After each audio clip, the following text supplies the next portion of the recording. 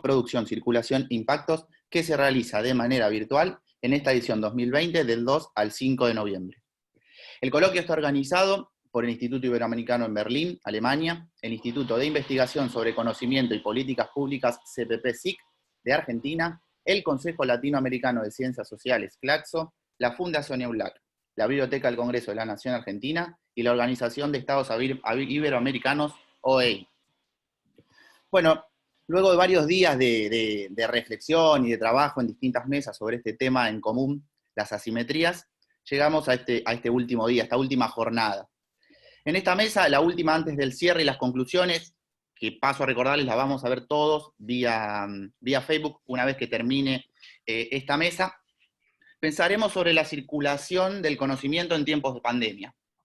Es ineludible un poco pensar sobre estas cuestiones, reflexionar sobre estas cuestiones y el impacto que conllevan en estos momentos de incertidumbre sobre las brechas y las desigualdades.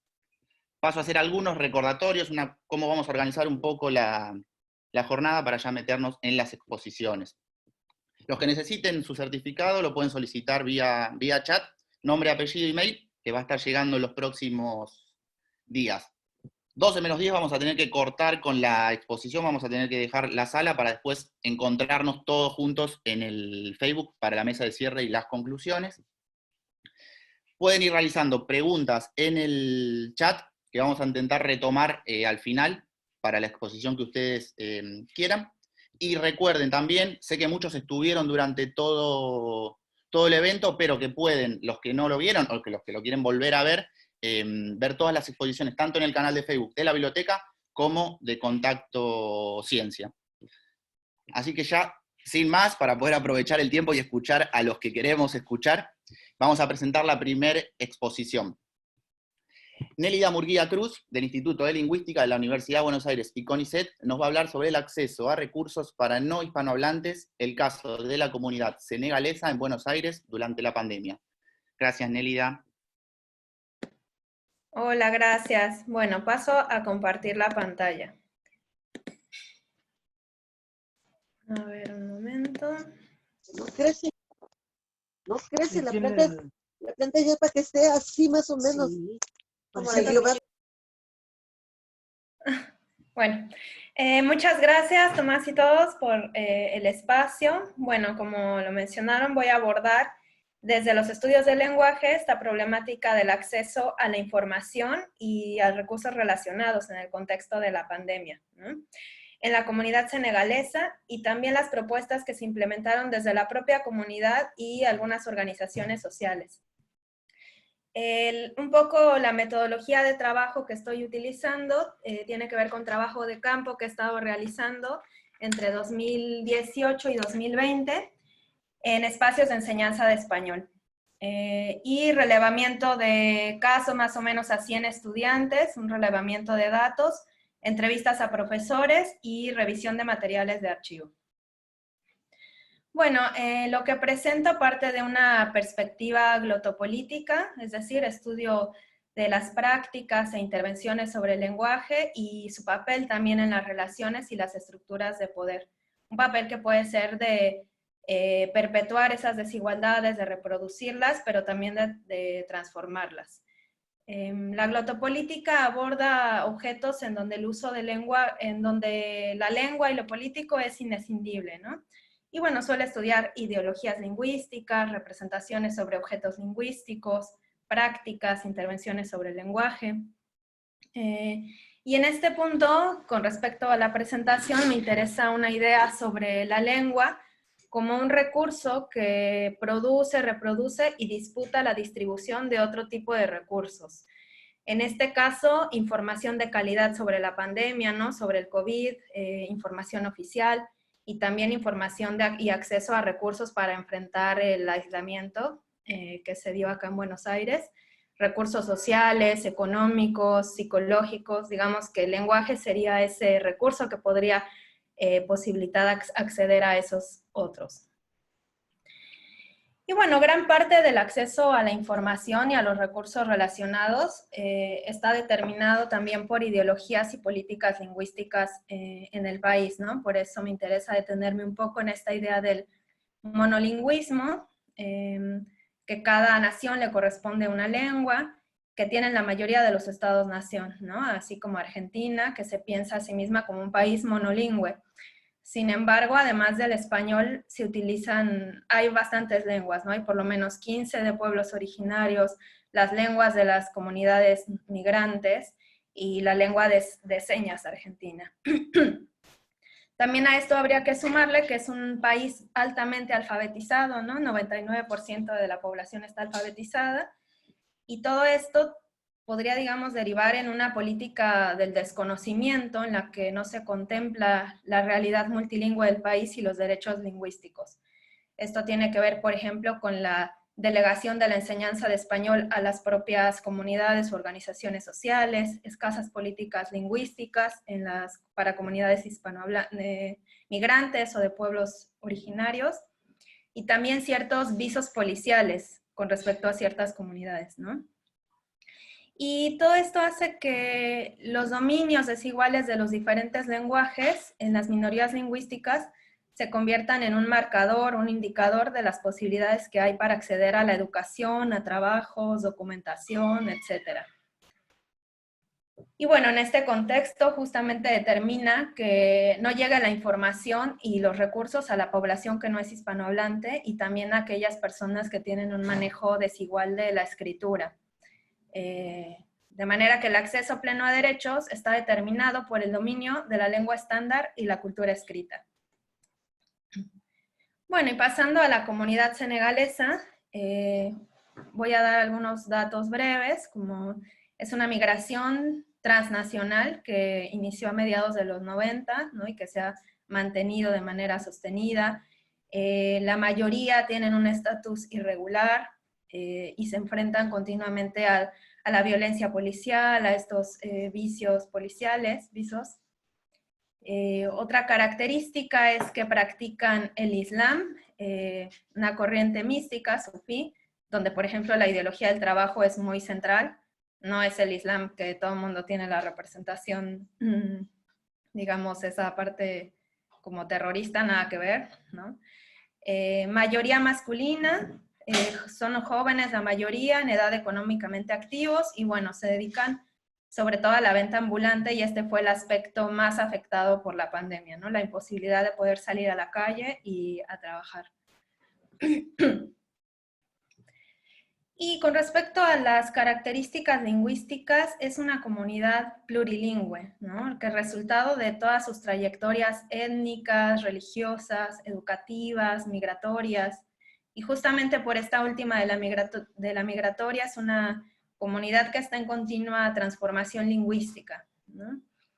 En promedio manejan entre 3 y 4 lenguas, por supuesto con diferentes grados de dominio y algunas con usos específicos, ¿no?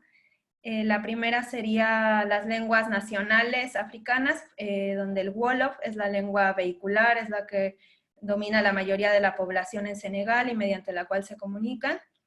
Y algunos suelen manejar otra lengua africana. La otra sería el francés, que en realidad solo manejan aquellos que tuvieron una educación, que acudieron a la educación oficial, que no son todos, no, sobre todo los que están en Senegal, la mayoría no, quizá la mitad llegó a algún cursó los primeros 2 años de primaria. El árabe, que se usa en el espacio religioso. Y bueno, el español, algunos saben portugués, por el contacto con Brasil, están en Brasil a veces, vienen, van, y algunos inglés. Entonces, sin embargo, lo que pasa es que en muchos casos el manejo del español no es fluido y está restringido a esferas de compraventa, ¿no? Obviamente esto puede deberse a muchas causas, ¿no? Una de ellas sería justamente las escasas políticas lingüísticas para atender este tipo de comunidades, también las bajas expectativas de permanencia, porque digamos, la mayoría de ellos espera regresar o va y viene, la satisfacción de los círculos sociales y las propias dificultades que hay para integrarse a espacios educativos, ¿no? Dado que es una población que tiene niveles de escolaridad bajos a medios. Y bueno, algo muy importante en este contexto es la tasa de alfabetización, ¿no? En Senegal es aproximadamente del 52%, pero sobre todo ahora nos interesa la cuestión del analfabetismo funcional, ¿no? Según estimaciones de referentes de las personas que entrevistamos y a partir del trabajo que hemos realizado en los espacios de enseñanza, cerca del 90% de quienes están en Argentina no tienen una alfabetización funcional. Es decir, que presentan dificultades para emplear la escritura y la lectura de un modo efectivo que en Argentina sería lo normal, ¿no? En actividades donde es necesario para el grupo y la sociedad en Argentina. Bueno, y todo esto, lo que vimos de las características lingüísticas y las políticas e ideologías que hay en Argentina, determinan justamente el acceso a recursos e información. Estos podrían ser, por ejemplo, las informaciones sanitarias, cuando se empezaron a difundir los síntomas, las medidas de prevención, las indicaciones cuándo hay que acudir al hospital. Luego también están las informaciones migratorias, que se empezaron a extender las precarias, pero también, por ejemplo, el permiso de circulación, que implicaba llenar un formulario y además que solamente se permitía con DNI, sin tener pasaporte no se podía, sin DNI no se podía acceder. La asistencia desde el Estado argentino y organismos internacionales, como el IFE, que casi ninguno pudo acceder, incluso aquellos que tenían DNI. Apertura de cuentas bancarias que se empezó a hacer junto con ACNUR. Otro recurso sería la asistencia que prestó el Estado senegalés a todos los senegaleses que están fuera de Senegal. Era una especie de bono, ¿no? Como un parecido al IFE. Y también podríamos pensar acá en otro recurso que sería la creación de estrategias productivas para vender por internet, la venta online. Y bueno, todo esto requiere efectivamente de un dominio de la lengua escrita, en español la mayoría, ¿no? Pero también, por ejemplo, en francés, para llenar el formulario que difundió el Estado senegalés. También el dominio de géneros específicos, justamente un formulario, el hecho de hacerlo a través del celular o de la computadora, tiene un género específico. También el uso de tecnologías y el lenguaje de venta propio de Instagram, Facebook, que quizá no era algo que ellos tenían previamente, ¿no? Sino que se requería de todo este dominio. Y bueno, ¿cómo enfrentaron estas situaciones? Les decía que vamos a ver más o menos desde la comunidad cómo se hizo. Básicamente, lo primero se da por la circulación interna de información y distribución de los recursos, a partir de las personas que mejor manejan estos lenguajes, ¿no? Ellos la distribuyen, la información y los recursos. Sobre todo esta comunidad se maneja mucho a través de grupos de WhatsApp. Bueno, obviamente todos lo hacemos, pero es como que todos están conectados en muy diferentes grupos de WhatsApp. Aquí un entrevistado dice que todo el país lo conoce porque la mayoría de los senegaleses que están acá están en ese grupo. Toda la información que pasamos en este grupo pasa a todo el país, para todos los lados donde hay senegaleses. Este es un grupo que se creó en 2018 que se llama ACT de los senegaleses. Es también una nueva organización que está surgiendo de la comunidad senegalesa para nuclear a toda esta comunidad.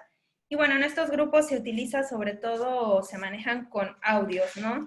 No sé si alguna vez se han fijado que los senegaleses siempre están con los audífonos porque siempre están mandándose audios y con los auriculares. Y están conectados a estos grupos, ¿no? Para avisarse, no sé, si está llegando la policía, si está pasando tal cosa. Otra cosa que tienen, estrategias de información, aparte de los grupos de WhatsApp, hay dos canales muy importantes. Uno se llama Tuba Argentin TV, que está en Facebook y en YouTube. Incluso ahí si pueden ver, este de Tuba Argentin tiene 79,000 seguidores, o sea, bastantes. Es decir, que aquí no están las personas solamente de Senegal, que están en Argentina, sino también las que están en Senegal. En Argentina no se sabe exactamente cuántos hay, se dice que aproximadamente entre 5 y 10,000, no hay conteos exactos. El otro canal se llama Big Dealer in the House, Y en este canal, por ejemplo, vemos que hay una entrevista justamente sobre el idioma. Entrevistan a alguien y hablan sobre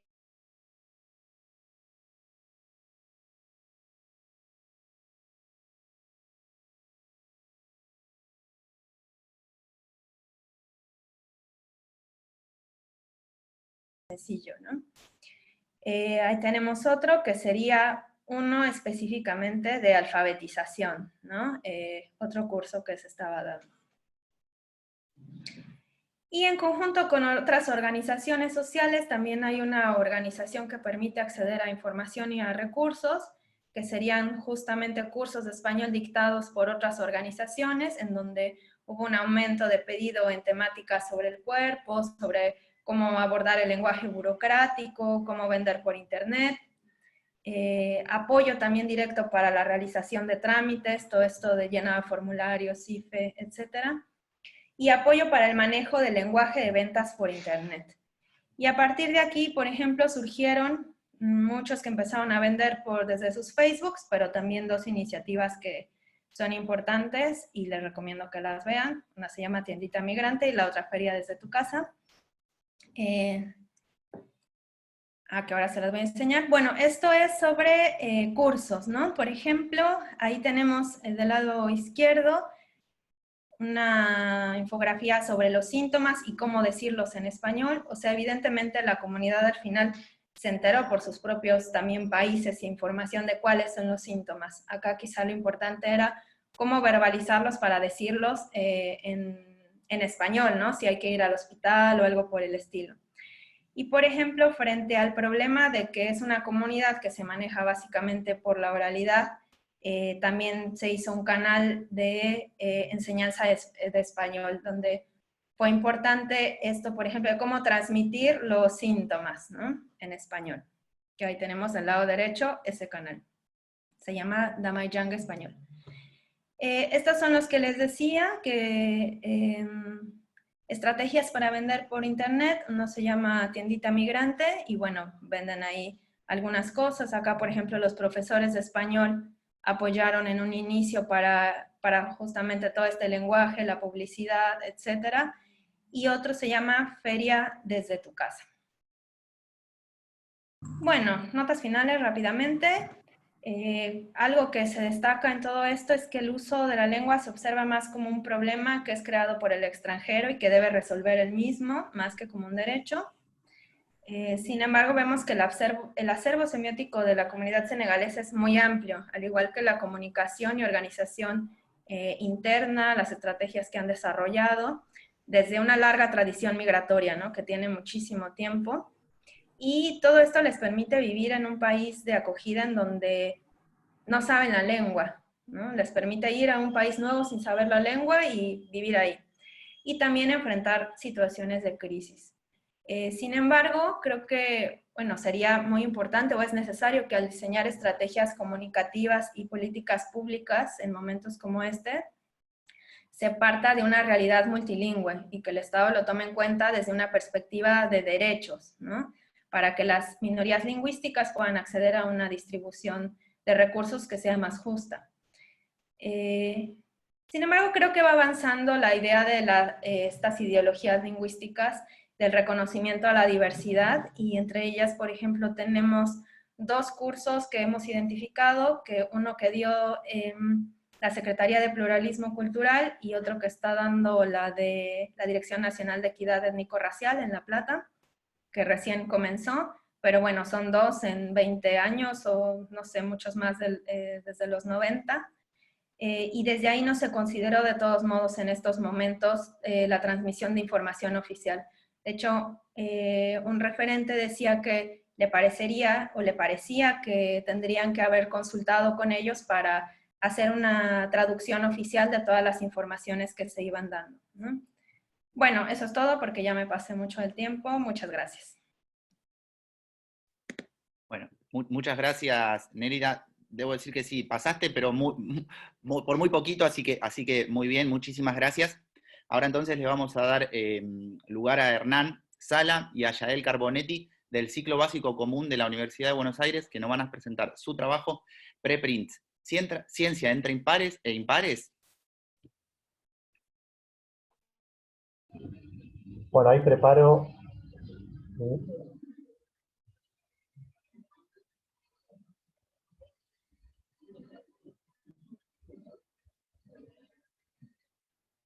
Bueno, ¿se ve bien?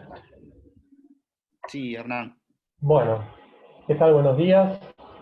Muchas gracias por invitarnos a participar en este encuentro. Mi nombre es Hernán Sala y junto con mi colega Yael Carbonetti preparamos este trabajo sobre las preprints. Así que bueno, comenzamos. Vamos a empezar un poco definiendo por oposición de qué no es una preprint. Entonces, primero, no es un paper, no es un artículo científico, no es un review, tampoco es una síntesis del estado actual del conocimiento, digamos, las formas más típicas de producciones académicas.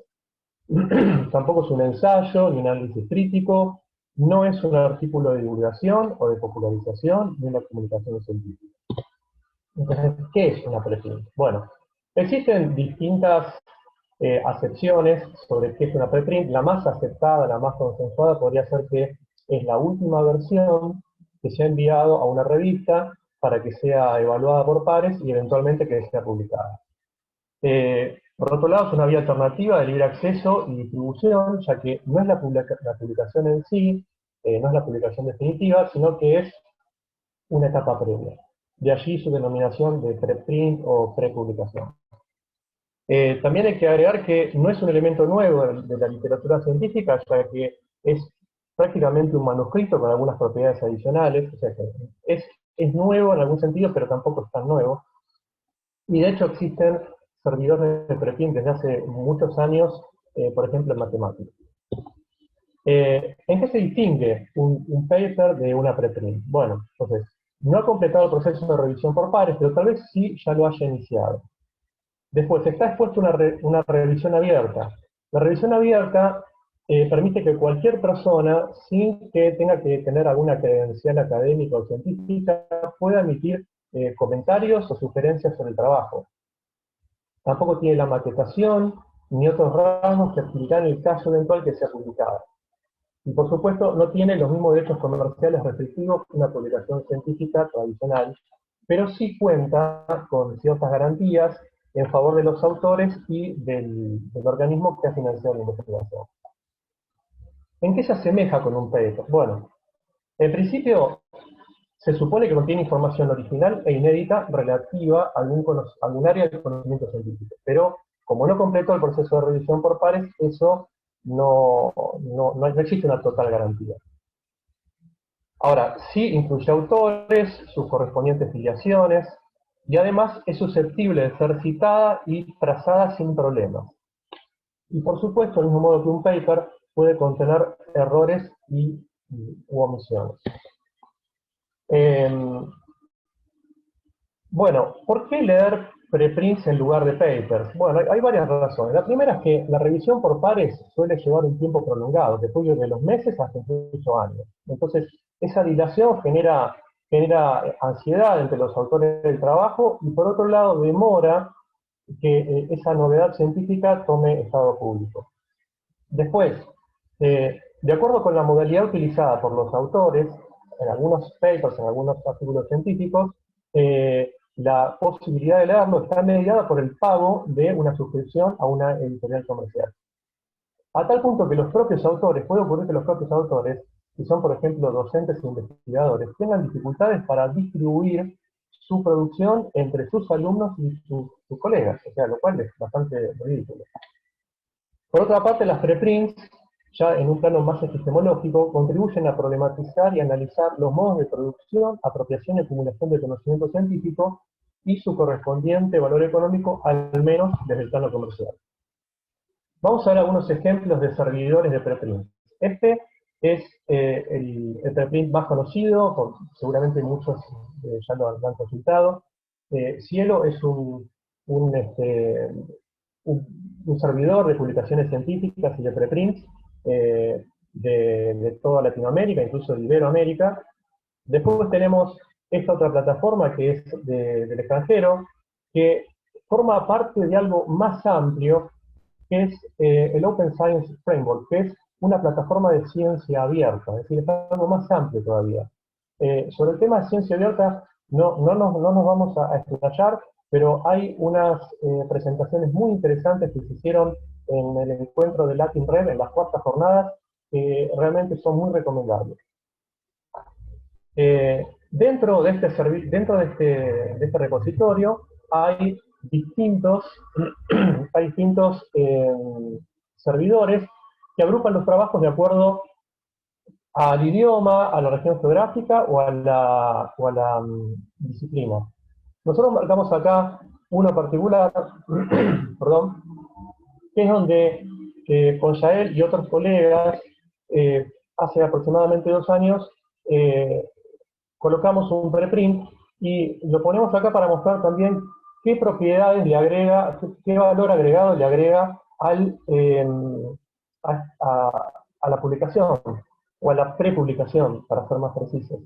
Primero, le asigna un DOI. El DOI es un código alfanumérico que hace que ese objeto sea identificable, traceable y le da cierta entidad desde el punto de vista electrónico. Es decir, el DOI se usa para imágenes, fotografías y también, por supuesto, para este tipo de publicaciones. Además, al cargar en la preprint, se puede elegir qué licencia utilizar. Son licencias flexibles del tipo Creative Commons o similares.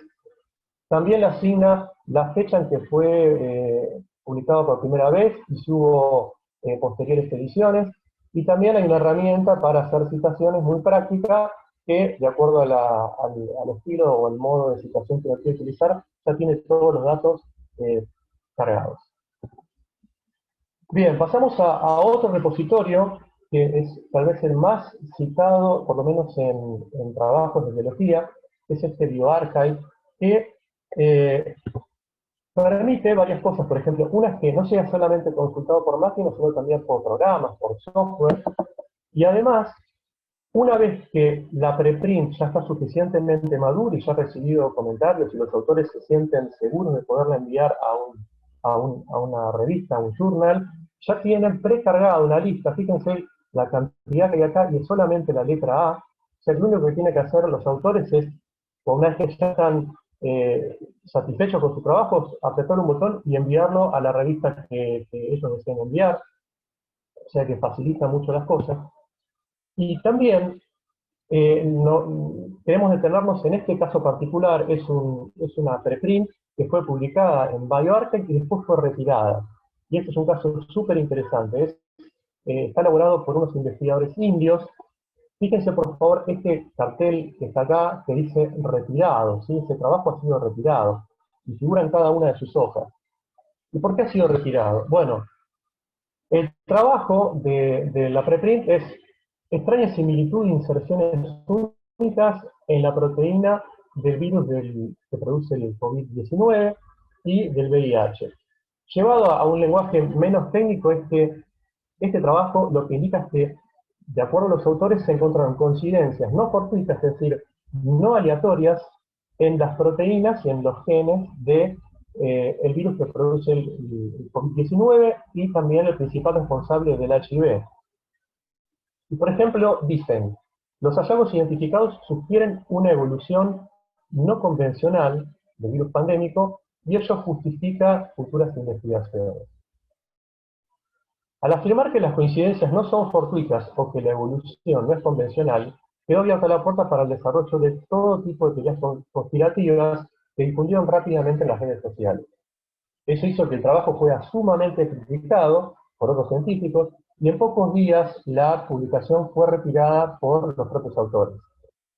Y un tiempo más tarde, el primer autor del trabajo, en nombre de todos los autores del mismo, hicieron este comentario que me parece importante resaltar algunas de las cosas que pusieron. Dijeron, primero, es un estudio preliminar. Segundo, teniendo en cuenta la grave situación, se compartió lo antes posible. No era nuestra intención alimentar teorías de la conspiración y no se hacen tales afirmaciones aquí. Para evitar más malas interpretaciones y confusiones en todo el mundo, hemos decidido retirar la versión actual del preimpreso y volveremos con una versión revisada. gracias a todos los que contribuyeron en este proceso de revisión abierta. O sea, están diciendo de una manera muy clara cuáles son las limitaciones de su publicación y asumiendo ciertamente los defectos que pudiera tener. No solamente han surgido una gran cantidad de repositorios, sino también un ecosistema de páginas y de organismos o de asociaciones como esta que estamos viendo, que se llama ASAP Bio. Es una organización sin fines de lucro integrada por científicos que promueve el uso de preprints e incluso organiza reuniones virtuales en las cuales se proponen preprints a analizar y a corregir. Es decir, hace como una suerte de promoción o incluso de evangelización con respecto a las preprints. Dentro de este ecosistema aparece también este otro tipo de servicios, que es muy interesante, que dice que es un servicio de revisión por pares, es decir, por personas formadas científicamente, que ofrecen la posibilidad de revisar la preprint antes de que sea enviada a un journal. Es decir, están planteando directamente una revisión independiente por pares. Y entre las preguntas más frecuentes de esta página, que son muy interesantes, que dice si el autor va a tener que pagar por este servicio. Dice, bueno, en principio no, es libre, es gratuito, pero luego en la fase experimental es probable que para darle sustentabilidad a largo término se cobre por este servicio. Y después, en cuanto a cuál es el modelo de negocio de este Review Commons, es primero, en este momento está siendo financiado por ASAP Bio, pero que es muy posible que antes se cobre para darle una sustentabilidad financiera.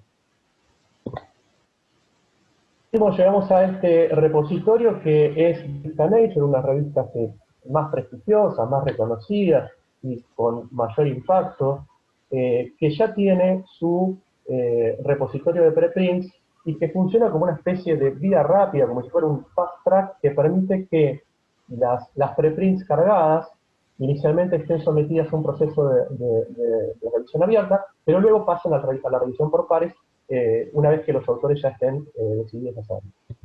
Entonces, para ir cerrando, las preprints ponen en tensión los principios epistemológicos, metodológicos y ontológicos de la producción de conocimiento científico. No son un elemento nuevo en la literatura científica. Lo que sí es nuevo es la profusión y la institucionalización de repositorios de diverso origen, donde intervienen universidades, gobiernos, asociaciones científicas. El COVID produjo una masificación de las preprints a partir de las consultas realizadas por periodistas especializados o no tanto, y su posterior diseminación a través de los medios y las redes sociales. Su principal debilidad es que no cuenta con un mecanismo de revisión profundo que garantice la calidad integral de sus contenidos, pero desde ya también es necesario que quien comunique lo que dice una preprint lo comunique de manera responsable y teniendo las nociones básicas de cómo se construye el conocimiento científico, porque hasta el mejor paper podría ser mal comunicado o mal interpretado. Sus ventajas son celeridad y acceso abierto al conocimiento científico, sin perjuicio del derecho de autor, revisión abierta, trazabilidad y citabilidad. Bueno, más allá de las críticas y las debilidades, desechar el uso o rechazar el uso de las preprints privaría un considerable número de científicos, estudiantes y a la sociedad en general de un acceso rápido y libre a los contenidos científicos más actualizados. Entendemos que estas debilidades que puedan tener las preprints no se solucionan censurando, sino tomando precauciones. Por ejemplo, una posible forma de mejorarlo sería mediante un control relativamente automatizado de los contenidos. Por ejemplo, se puede verificar que una preprint no contenga plagio, o que no realice plagio, que no contenga lenguaje discriminativo, homofóbico. Es decir, eso es lo que entendemos por vandalismo, ¿no? Sería subir expresamente malo simplemente para tratar de desprestigiar un repositorio. Entonces, y para ir cerrando, bueno, nosotros entendemos que a pesar de los aspectos positivos que tienen las preprints, es discutible en qué grado contribuyen a que autores de países periféricos como nosotros publiquen en revistas científicas con mayor reconocimiento e impacto, ¿no? Con todo el sentido y con todo el valor que tiene la palabra impacto en los ámbitos académicos. Por otro lado, al parecer las preprints ya están perfectamente integradas al circuito mainstream comercial de las publicaciones científicas, que incluso algunos consideran mercantilistas y con cierta razón. Y finalmente entendemos que las preprints contribuyen en muchos aspectos positivos, pero su reciente expansión tal vez sea demasiado temprana para evaluar sus limitaciones o eventuales desventajas a futuro. ¿Qué podrían ser estas desventajas? Por ejemplo, podrían ser la creación de 2 subespecies de publicaciones, unas con revisión, otras sin revisión, y que coexistirían y que, bueno, tal vez no sea el más feliz de los mundos. Bueno, finalmente quería agradecerles a todos los que nos han acompañado, a los que organizaron el coloquio internacional, a Mateo y a Maximiliano, que organizaron el seminario La construcción del conocimiento público en Ciencias Sociales y Humanidades, que es donde este trabajo tuvo su origen, y bueno, a partir de ahí fue que llegamos hasta acá. Así que muchísimas gracias a todas y todos. Bueno, muchísimas gracias, Hernán. Muy interesante, ya me fui anotando algunas preguntas como para ir reflexionando al final en relación a esto. Entonces ahora le vamos a dar lugar a Guadalupe Ballester y Jessica Cesarego de la Universidad Nacional de General Sarmiento, que van a presentar su trabajo, una primera aproximación al conocimiento científico, el rol de los talleres iniciales orientados en humanidades en algunas carreras de la Universidad de General Sarmiento durante la pandemia. Gracias. Hola a todos, buenos días. Voy a ir compartiendo pantalla mientras nos presento.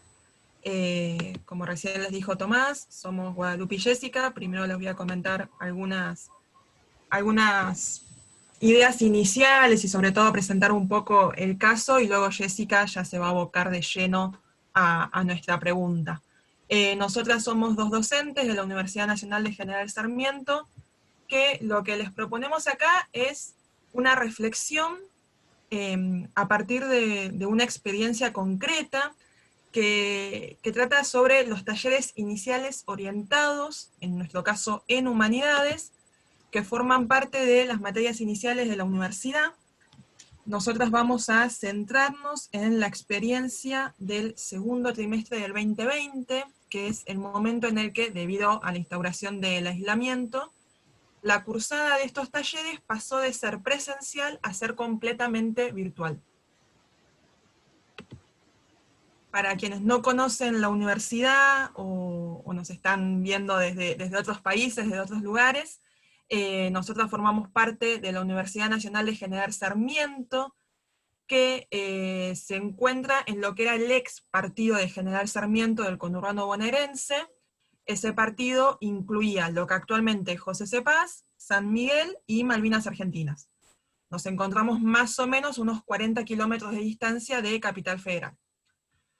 Esta universidad, que se crea en el 93, ha crecido muchísimo. Actualmente cuenta con carreras de pregrado, carreras de grado que incluyen licenciaturas, ingenierías, profesorados, carreras de posgrado, e incluso amplió su oferta a una escuela secundaria y un jardín infantil.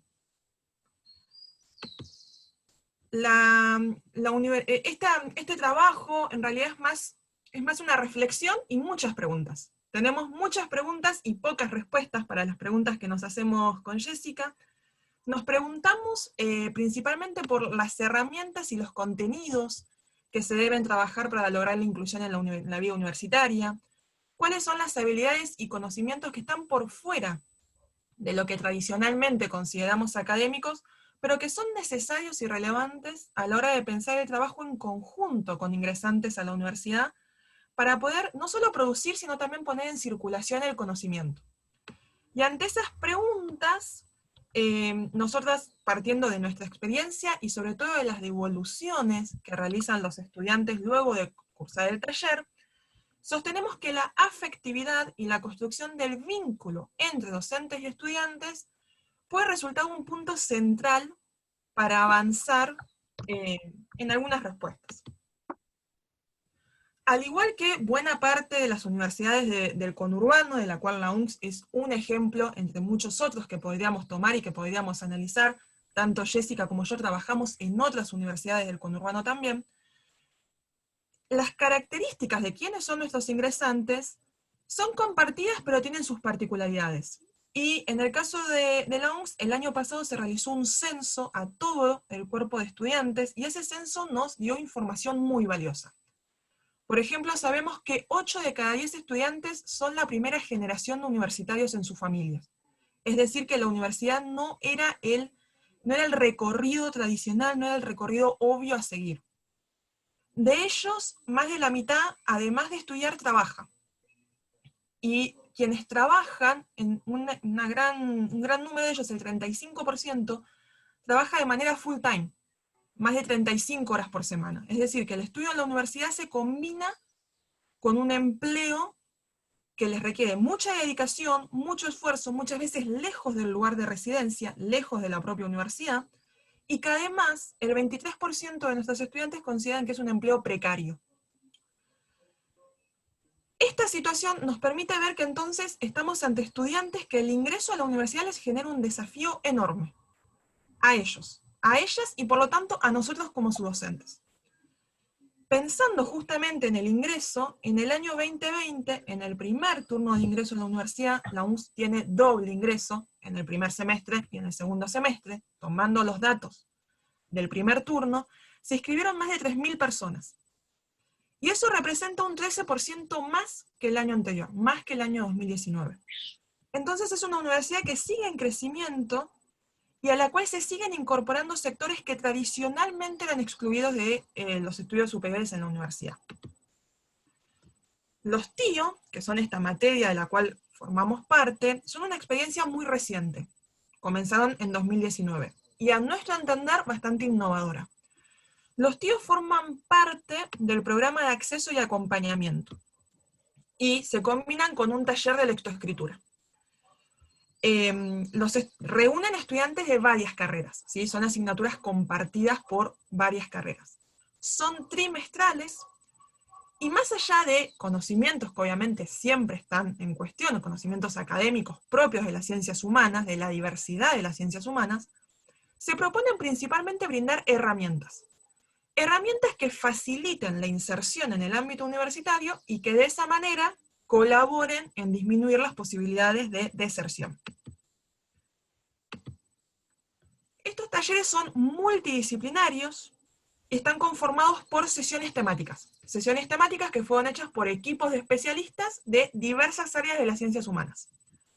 Se evalúa a través de un proceso, una evaluación de proceso que tiene en cuenta la asistencia, un portafolio en donde se recogen las actividades de cada sesión, un directorio de recursos, y un trabajo final en donde se ponen en práctica todas esas habilidades intelectuales que intentamos desarrollar junto a los estudiantes.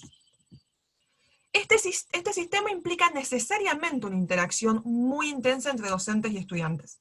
Una interacción que era muy intensa en la presencialidad y que para nosotros era una gran preocupación poder sostenerla en la virtualidad. Por eso ahora Jessica les va a comentar un poco cómo hicimos ese traspaso y qué nos implicó a nosotros como profes seguir trabajando en pandemia y en aislamiento.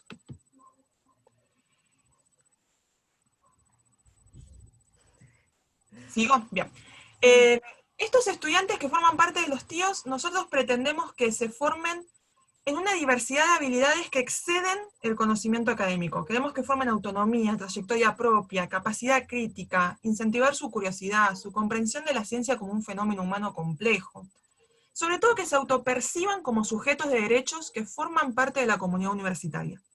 Vincularlos con el entorno universitario, transmitir afectos positivos por esa comunidad y compartir con ellos ese proceso, lo que genera una satisfacción del grupo de estudiantes y del grupo de estudiantes con nosotros como docentes. Ahí le dejo la palabra. Sí, bueno, entonces, como se imaginarán, pasar todo esto a la virtualidad es bastante complejo, por varias razones, ¿no? En principio, obviamente, para todos y todas fue difícil de transformar nuestras materias presenciales en virtuales, y además en contexto de pandemia mundial, ¿no es cierto? En la angustia y todas esas cosas. Pero aparte, había algunos problemas extra, ¿no?, que teníamos nosotros. En principio, por ser esto una materia inicial, que la verdad es que viene a reemplazar lo que antes era el curso de ingreso, que se ha eliminado cuando cambió la ley de educación superior, con lo cual, digamos, recibimos estudiantes que no están familiarizados con el cursar virtualmente, pero tampoco están familiarizados con la universidad, y que a veces directamente no están familiarizados con herramientas, no sé, con la computadora, con trabajar en Word, ¿no es cierto?, o con ese tipo de cosas que obviamente íbamos a necesitar. Entonces, esto de ser una materia inicial era un problema bastante importante. Por otro lado, el hecho de ser un taller, seguramente les habrá pasado muchísimas veces a los que den algún tipo de clase, digamos, que tenga que ser realmente muy interactiva, es algo muy difícil de hacer por Zoom o por Meet, ¿no? O por ese tipo de dispositivos. O sea, en general los estudiantes, si uno les dice, bueno, pónganse a trabajar, y se desconectan, o están en silencio, uno no está viendo qué es lo que están haciendo, ¿no? Entonces es muy, muy difícil pensar una materia que es completamente de taller. Nosotros teníamos 4 horas seguidas de trabajar en clase, ¿no?, pasarla a la virtualidad. Y encima es una materia nueva, como decíamos, solo tenía un año de existencia cuando ocurrió todo esto de la pandemia, con lo cual estábamos terminando de pensar la materia y de pronto teníamos que transformarla en virtual, ¿no? Así que bueno, tuvimos que tener en cuenta un montonazo de cosas para la transformación, y una de las cosas en las que pensamos fue en cuáles eran las herramientas de las cuales disponían los y las estudiantes para poder acceder a la virtualidad, ¿no? Porque por todo esto que comentaba antes Guadalupe, nosotros sabemos que nuestros estudiantes no siempre tienen acceso a eso. Obviamente nosotros y nosotras como docentes tampoco teníamos completo acceso a eso, así que bueno, había que pensar todo eso. En principio la mayoría de los estudiantes no cuentan con computadora personal, así que bueno, tuvimos en cuenta eso y decidimos finalmente hacer lo que serían clases asincrónicas, ¿no? Así que podemos pasar a la siguiente diapositiva. Esto me les tiene que pasar a Guadalupe, perfecto. Entonces lo que hicimos fue usar una aula virtual sobre la base de la plataforma Moodle, que supongo que muchos de ustedes conocerán, y en la cual lo que tratamos fue como de ver cómo hacer para sostener el nivel de vínculo entre docente y estudiante que normalmente tenemos en los talleres presenciales. Y ahora hicimos un pequeño collage como para mostrar algunas cosas. Por un lado hicimos un montón de tutoriales, ¿no?, que es lo que se ve a la izquierda arriba, en donde explicamos, no sé, o sea, cómo usar el aula virtual, cómo usar la mensajería interna, cómo mandar mails, cómo usar el Word, cómo entrar en la biblioteca del MinSit, no sé, como millones de cosas, ¿no? Después usamos mucho los foros, que es lo que aparece a la derecha, no solamente para hacer actividades, digamos, obligatorias, sino también como espacio de reflexión. No sé si se llega a leer bien ahí, pero ahí es un estudiante como reflexionando sobre la utilidad que le dio a los materiales que enviamos. Después armamos una hoja de ruta, ¿no?, que era un texto que aparecía en todas las clases, indicando qué archivos había y cómo usarlos. Y esa hoja de ruta siempre tenía un extra al final que les daba como un tip de alguna cosa que podían seguir pensando en torno a la universidad. Ahí les puse en el medio, hay uno sobre cómo consultar los programas de todas las materias de su carrera a través de la biblioteca digital de la universidad, como para que ellos puedan empezar a conocer en qué se están metiendo, ¿no?, al haber elegido su carrera. Y bueno, le tratábamos de poner como iconos y dibujitos, ¿no?, cosas ahí para llamar la atención. Abajo de todo a la derecha aparece una de las tantas explicaciones que les poníamos sobre cómo iba a funcionar la materia, qué días respondíamos mensajes, ¿no?, todo ese tipo de cosas. Y a la izquierda un video, tratamos de poner videos muy cortos, de entre 1 minuto y 7 minutos, en donde se veía nuestra cara o se escuchaba nuestra voz, ¿no es cierto?, del equipo docente, dándoles ánimos, no sé, contándoles todo lo que habían logrado. O sea, era un poco una orientación de qué íbamos a hacer, pero era sobre todo como sostener y fortalecer el vínculo. Y obviamente también a través de lo que era la mensajería interna, ¿no? Insistíamos mucho en preguntarles cómo estaban, si iban bien, si necesitaban ayuda, o hacer un reconocimiento del esfuerzo que estaban haciendo, lo cual resultó en general bastante significativo. Cuando terminamos esta experiencia, que fue en el segundo trimestre, en julio y agosto, en realidad fue bimestral, porque además eso, ¿no?, con todo lo que había pasado lo tuvimos que recortar, hicimos una encuesta para ver qué de esto había funcionado y qué no, y tuvimos la verdad que resultados muy interesantes que son los que queremos compartir. En principio les preguntamos si realmente habían sentido que era útil, ¿no?, lo que les estábamos compartiendo, y dijeron todos que sí, ¿no es cierto? Dijeron el 88% que sí, y el 11% que sí, pero algunas de esas cosas ya las conocía, ¿no?, porque a veces vienen de otras carreras previas o ese tipo de cosas. Lo otro que nos interesaba era saber si habíamos logrado construir ese vínculo, ¿no?, que nos parecía tan importante, y como pueden ver, la abrumadora mayoría dijo que sí, que se sintió acompañado o acompañada por el equipo docente, lo cual nos parece muy valioso. ¿Podemos seguir? Después hicimos algunas preguntas abiertas, pidiéndoles que digan qué era lo mejor del curso para ellos y ellas, y lo que nos impactó fue que la mayoría resaltó cuestiones vinculadas con lo afectivo, ¿no? O sea, si se fijan ahí, hablan de que les transmitimos confianza, que tuvimos buena predisposición, que teníamos paciencia, no sé, que se sintieron acompañados, que se sintieron comprendidos.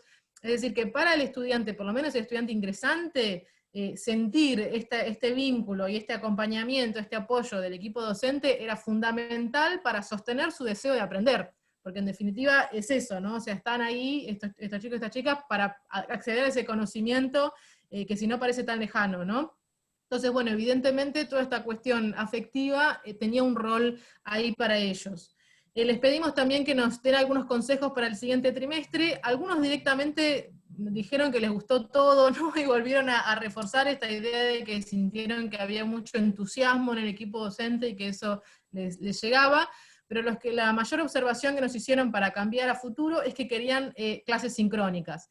No clases en el sentido tradicional, no querían las 4 horas de clase, lo que querían era un encuentro, una instancia donde nos pudiesen ver y hablar en el mismo momento, ¿no? O sea, hablaban de espacios de consulta y cosas por el estilo, que es lo que estamos tratando de aplicar actualmente, y nos pareció una buena salida, digamos, intermedia entre la clase completamente asincrónica y la clase completamente sincrónica. Sí, seguimos. Otros comentarios, bueno, que teníamos una sección final, ¿no? Donde podían contarnos algunas cosas más, y de nuevo, ¿no? La mayoría resaltó sentirse acompañado, hablaron de que lo agradecían, y nos gustó, había una chica que comparó con otras clases que le resultaron un poco más conflictivas, pero lo que ella decía es que hubiera entendido mejor las otras clases si se hubiese sentido tan acompañada como se había sentido en nuestro taller, ¿no? Entonces aparece de nuevo con mucha claridad el vínculo, el aprendizaje, el acceso al conocimiento, el deseo por construir conocimiento nuevo con esta relación afectiva, ¿no? Con el equipo docente y con también sus propios compañeros y compañeras, ¿no? Así que bueno, eso nos lleva a las conclusiones, que son básicamente, primero, que el contexto virtual obliga a explicitar la afectividad que en la clase se da de manera natural, ¿no? O sea, en la clase ya el solo estar viéndonos, el hecho de que nos quedamos hablando en el recreo, que se quedan al final haciéndonos una pregunta, ya construye ese vínculo, ¿no? En el mundo virtual eso no pasa, entonces es necesario como formalizarlo con palabras, con imágenes, con la manera en la cual hacemos los videos, para que realmente se sienta, ¿no? Que no es una cosa impersonal. Por otro lado, creemos que quedó bastante evidente que era cierto, ¿no? que este vínculo desde lo afectivo, ¿no? Y generarle la sensación de que les damos la bienvenida, ¿no? a la universidad, es un elemento clave en fomentar su deseo de conocimiento y de aprendizaje.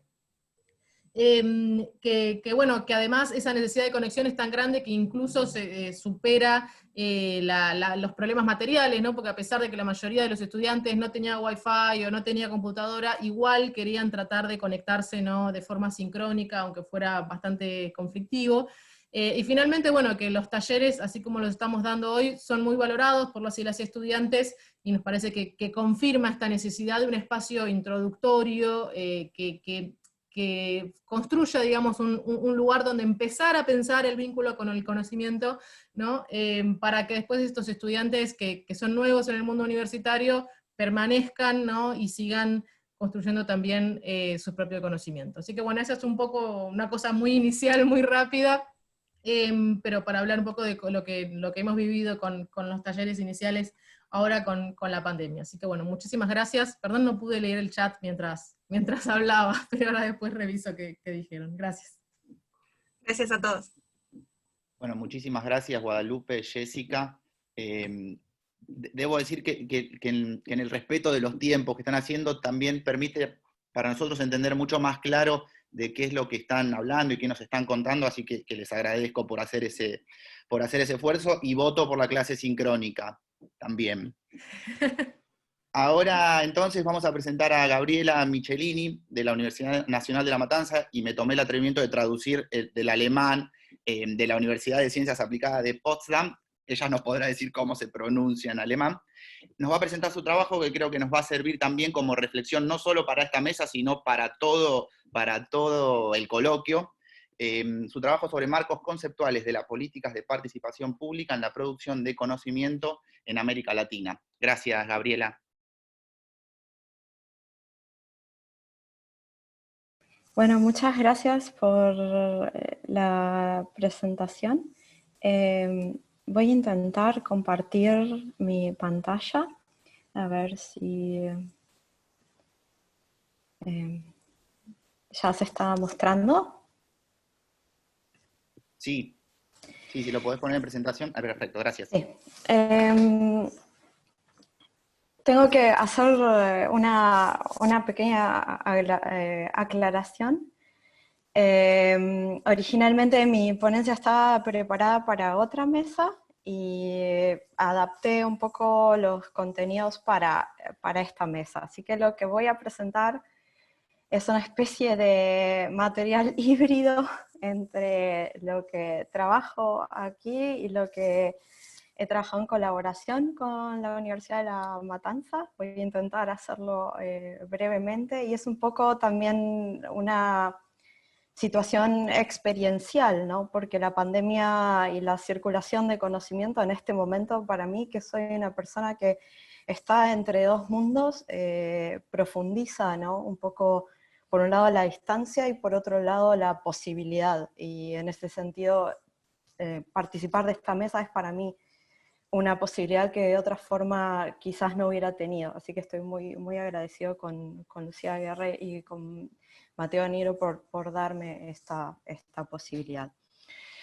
Y también creo que un montón de cuestiones que han discutido los colegas en sus presentaciones de alguna forma también están relacionadas con lo que les voy a presentar, que como dije, es un caso, es una situación particular y tiene que ver también con la digitalización.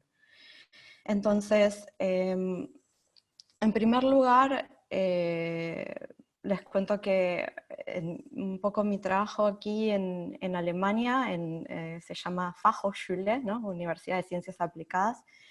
Es trabajar en lo que se llama gestión del conocimiento. Es decir, mi rol consiste básicamente en trabajar en un instituto de investigación aplicada de forma metarreflexiva, considerando cada avance aplicado que se hace en relación al desarrollo de proyectos, productos, métodos, ideas, procesos, bajo la forma de un conocimiento. Y eso implica trabajar con una variedad de actores, ¿no? Que tienen sus conocimientos específicos, ya sea, por ejemplo, el conocimiento político, ya sea el conocimiento práctico, profesional, el conocimiento administrativo, el de los ciudadanos o usuarios, porque eso también es muy común en la investigación aplicada o el conocimiento científico. Y para este proceso, hemos diseñado una especie de modelo que consiste básicamente en 3 puntos reflexivos. O sea, una es la identificación del conocimiento, otra es la sistematización del conocimiento, y el otro es la transferencia de conocimientos. Y esos elementos funcionan de forma dialógica. Algo que me lleva, o un primer punto que quiero marcar, es que desde hace algunos años vengo trabajando en paralelo en estos marcos conceptuales latinoamericanos con respecto a la participación, digamos, de distintos tipos de conocimiento en la producción de conocimiento científico, y en paralelo en los mismos marcos en Europa. En Europa en este momento, y desde ya varias décadas, se encuentra, se podría decir, como el predominio de este paradigma de innovación dentro de las políticas científicas, y se fomenta a la producción de investigación aplicada bajo la forma de lo que podemos llamar co-creación. En el ámbito disciplinar en el que estoy trabajando, que se llama escenarios futuros de la vida urbana, Estos modelos de co-creación se desarrollan a través de distintas metodologías y tienen, por un lado, como, digamos, un continuo en funcionalidades que podría ir desde la noción de transparencia en los procesos de producción de conocimiento o de innovación a la satisfacción de los consumidores en el desarrollo de productos tecnológicos, ¿no? Eso me ha llevado a reflexionar un poco sobre bajo qué términos o bajo qué ideas se llevan adelante estos procesos. Y lo que vemos en la columna izquierda son un poco los términos que fui relevando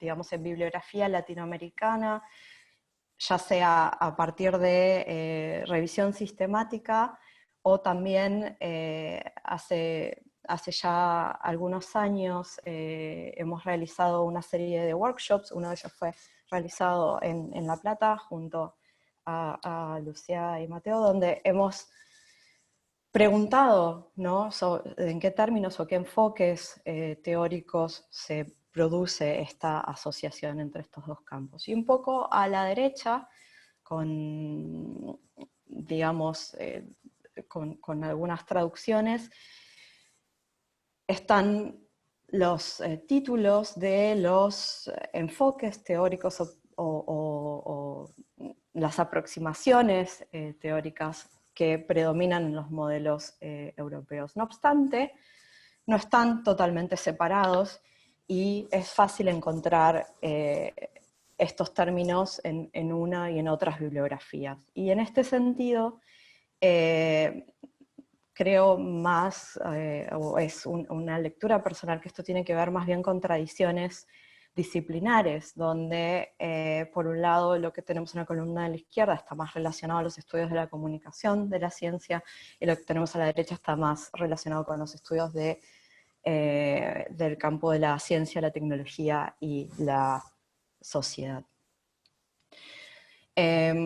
No me quiero detener mucho más en eso, pero lo que en esta experiencia concreta o en esta vivencia entre dos mundos, lo que observo es la predominancia de distintos tipos de acciones bajo estos paradigmas que se concretizan, ¿no?, en distintos proyectos o iniciativas políticas. En el caso de Europa, por ejemplo, en un trabajo anterior he hecho como una especie de caracterización del tipo de actividades que se llevan adelante dentro de proyectos de investigación para fomentar esta participación. Y luego he observado en el caso de Alemania y de los países donde se habla el alemán, qué tipo de herramientas se utilizan, sobre todo en el ámbito de las ciudades sustentables y el transporte sustentable. Y lo que observé es que también existe una relación entre este tipo de medidas y los grupos de interés de estos proyectos de investigación. Entonces, en el marco de uno de los proyectos que estoy trabajando, en el que estoy participando especialmente en Potsdam, se encuentra en desarrollo entonces una herramienta o una caja de herramientas que busca apoyar procesos de tomas de decisiones en planificación de pequeñas ciudades y regiones, ¿no? Y esta caja de herramientas busca ser construida bajo esta idea de co-creación, que, como he dicho, está más relacionada con este paradigma de la innovación. Entonces, en ese marco, cuando el proyecto recién iniciaba, en marzo de este año, sucede la pandemia, ¿no?, y comienzan las restricciones de movimiento, que aunque aquí no fueron tan extremas como me han contado que fueron en Argentina, sí supusieron la virtualización de la mayoría de las actividades de investigación y universitarias.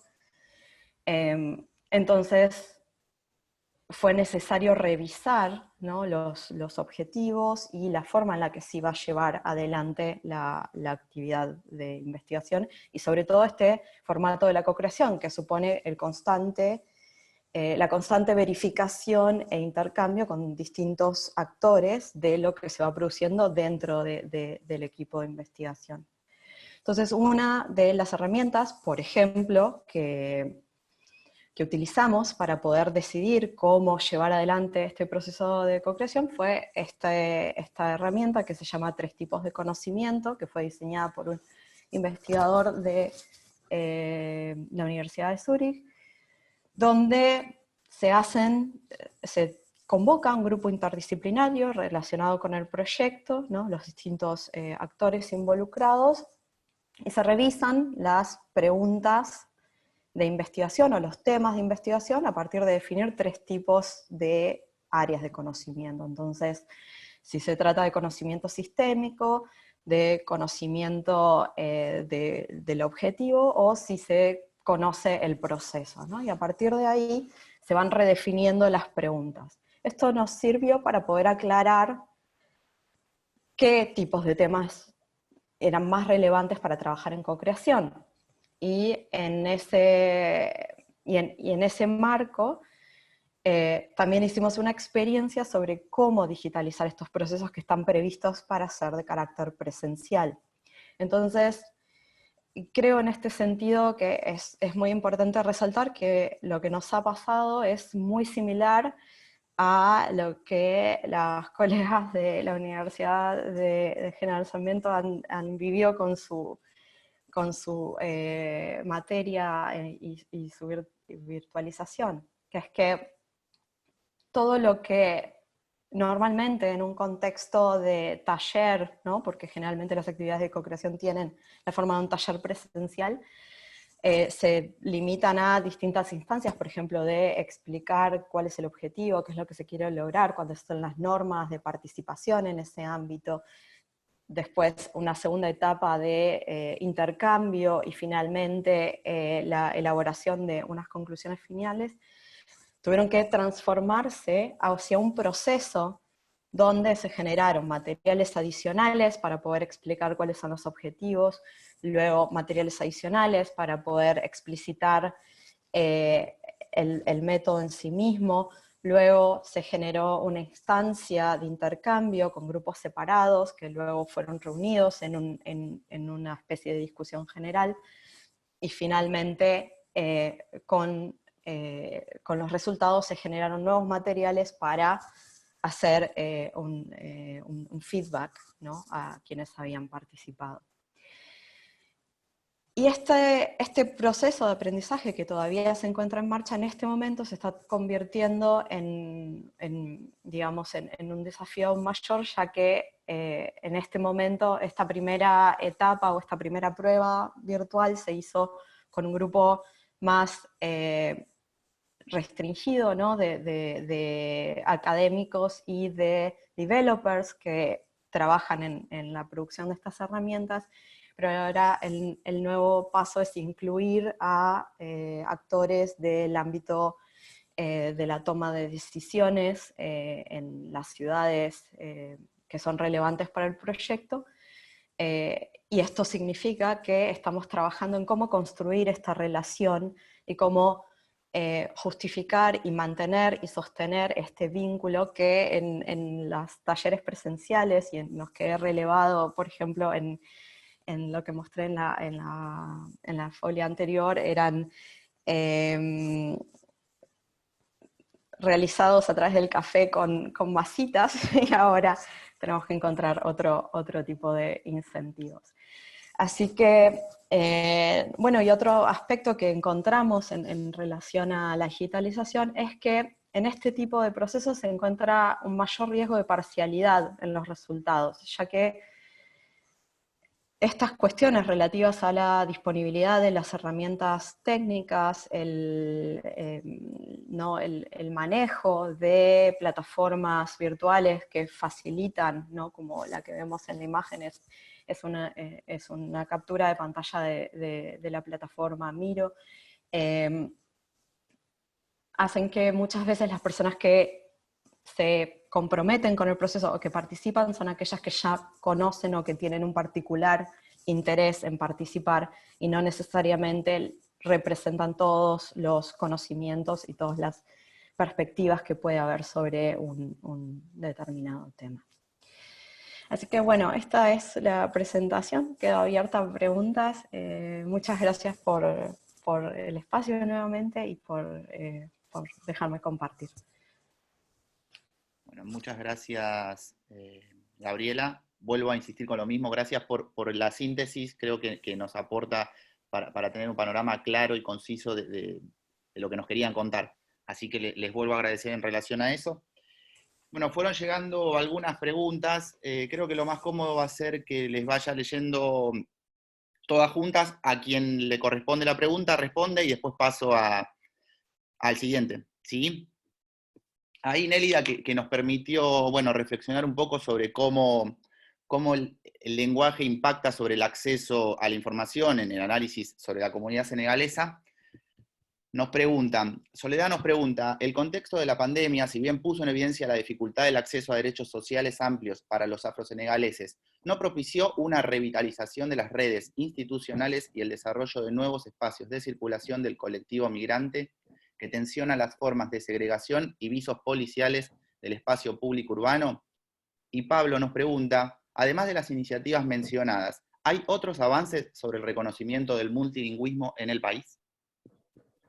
Ok, bueno, sobre la primera, la verdad no sé, quizás soy un poco pesimista, no creo que haya revitalizado del todo, más bien creo que lo que pasó es que hubo como una nueva oleada de circulación de discursos al respecto, sobre, por ejemplo, la comunidad senegalesa y la situación que vive, como ha habido, por ejemplo, en 2018, 2015, cada tanto vuelve a hacerse muy público eso, ¿no?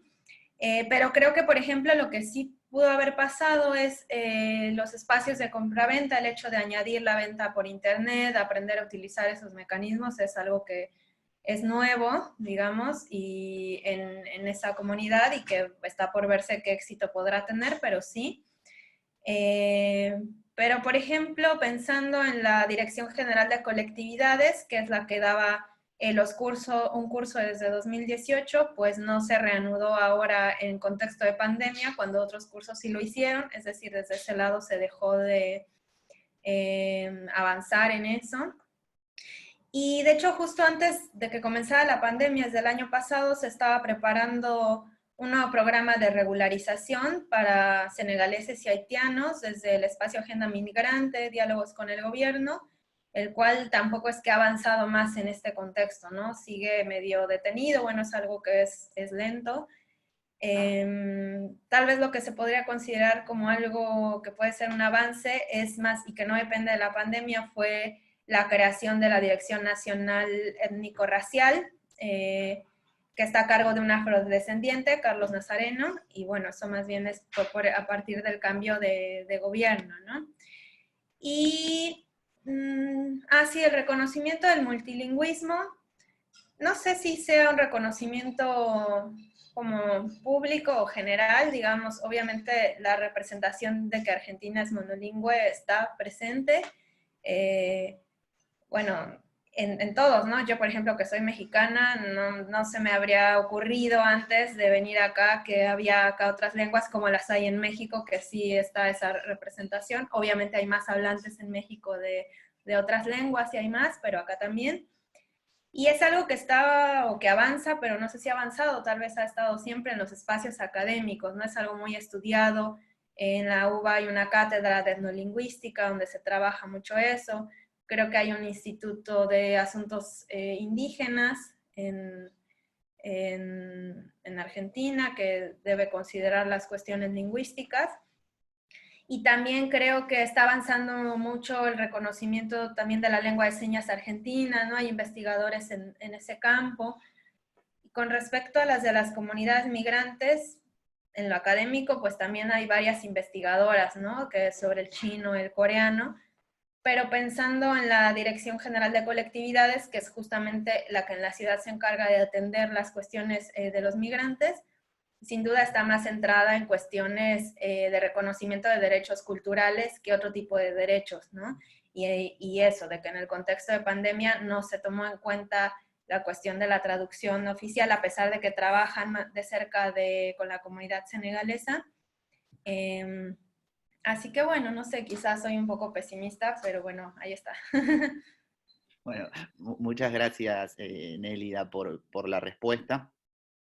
Ahora tenemos algunas preguntas para Hernán y para Yael, que nos contaron un poco todo el modelo de preprints, que pareció muy interesante. Me pareció muy interesante toda la discusión sobre el preprint que se retiró. Me parece que permite tener un panorama claro de qué función cumplen los preprints, y podemos discutir en relación a esa función y si muestra lo bueno, lo malo, qué nos muestra de la ciencia el preprint.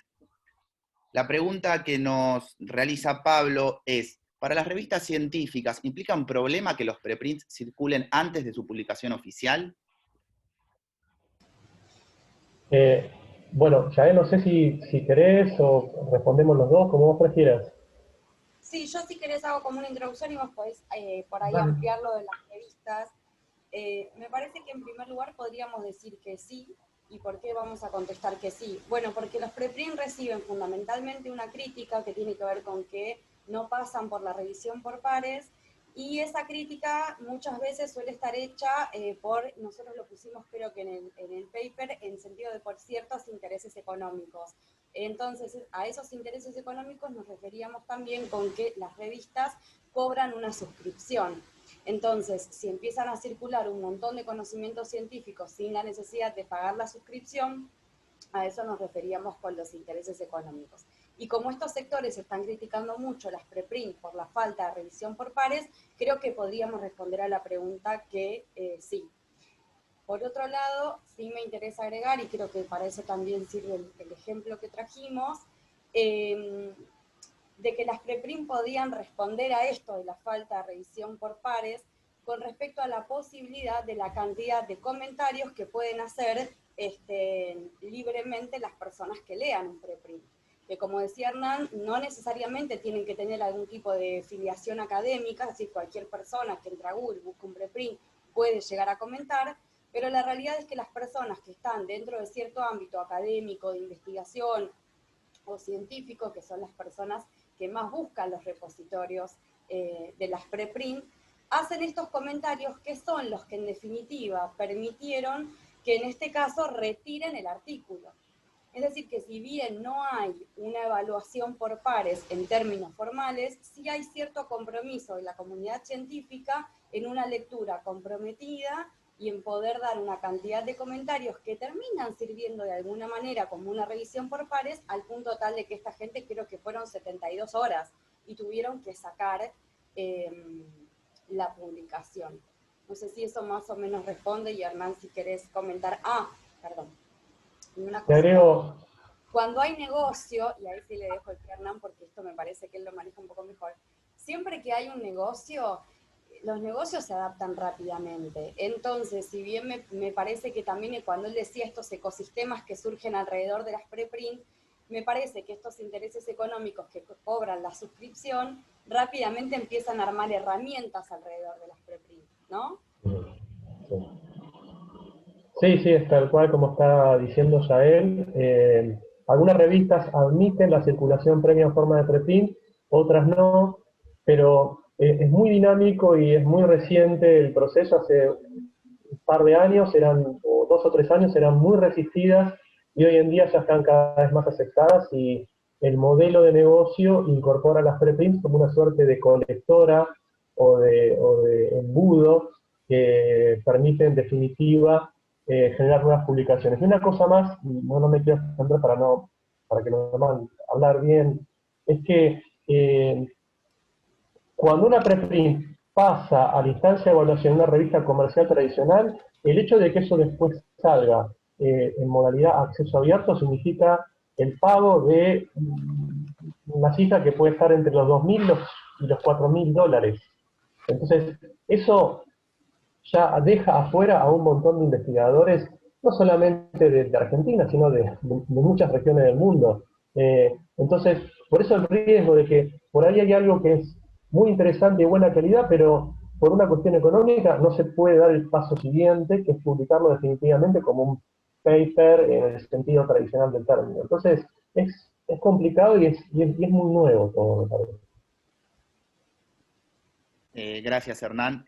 Me parece que también está buena esta reflexión en decir que cuando analizamos algo tenemos que analizarlo desde muchísimos lugares y no podemos detenernos solo en analizar o la revisión con pares o la cuestión económica, sino que tenemos que ver esa multifactorialidad de las decisiones. Así que es muy claro.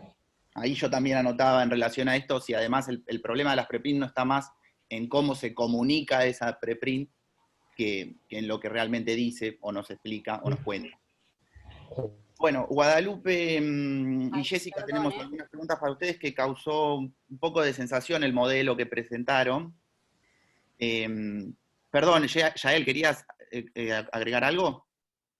Ay, sí, perdón. En relación a esto que decías de la comunicación, nosotros más o menos lo pusimos en las consideraciones finales, pero también en relación a este caso, se puede ver cómo este artículo que fue publicado y retirado prácticamente no tiene ningún tipo de cita en revistas científicas con o sin referato, es decir, en el ámbito científico no ha sido citado, y sin embargo, en el ámbito de las redes sociales se ha compartido más de 200.000 veces.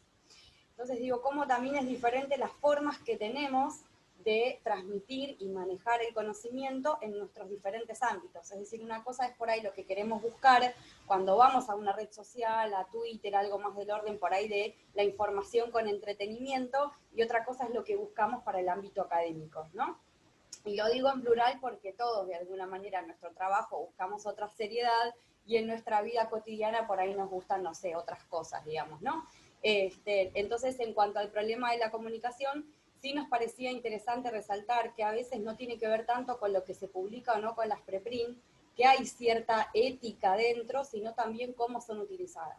Y que el periodismo científico está utilizando mucho estos repositorios, pero que bueno, también los usan mucho los youtubers y para tuitear, y pueden pasar estas cosas, ¿no? Y la responsabilidad del uso es algo que excede al autor que publica. Gracias, Yael, por la aclaración. Ahí les contaba a Guadalupe y Jessica que el modelo que presentaron tuvo mucho impacto y muchos lo están pidiendo para replicar, así que les van a empezar a llegar mails. Tenemos algunas preguntas en relación a esto, le leo las 3 consultas y después ustedes se dividen como quieran. Lucía nos pregunta en relación a estos talleres, ¿tiene manera de evaluar el impacto de este tipo de apoyo y acompañamiento al ingreso en relación a la permanencia universitaria?